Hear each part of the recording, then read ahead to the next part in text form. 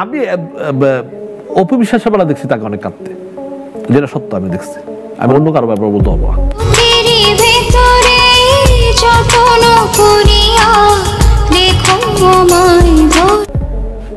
অপু বিশ্বাসকে শাকিব খান ছাড়ুক সেটা আমি কখনোই চাইনি।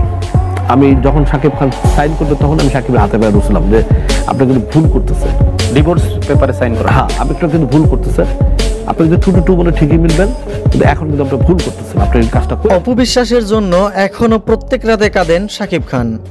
অপু বিশ্বাসকে শাকিব খান এতটাই ভালোবাসেন, অপুর জন্য কাঁদতে দেখেছেন শাকিবের ঘনিষ্ঠ বন্ধু ইকবাল। এমনই এক কথা জানালেন ইকবাল। শাকিব খান অপু বিশ্বাসের প্রেম কাহিনী সবারই জানা আছে। অপু বিশ্বাসের ওপর রাগ করে এক সময় তাকে ডিভোর্স দেন শাকিব খান। সেই সময়টাতে এমন সিদ্ধান্ত নেওয়ার জন্য নিষেধ করেছিলেন ইকবাল সাহেব।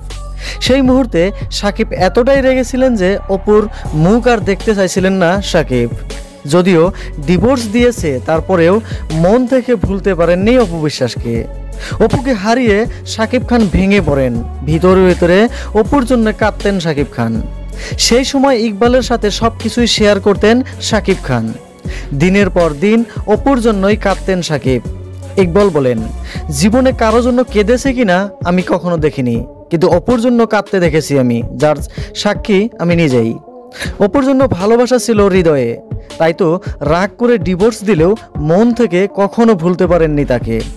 ইকবাল শাকিব খানকে বলেছেন রাগের মাথায় যাতে ডিভোর্স না দেয়, 2-1 দিন পরে হয়তো আবারও দুইজন এক হয়ে যেতে পারে।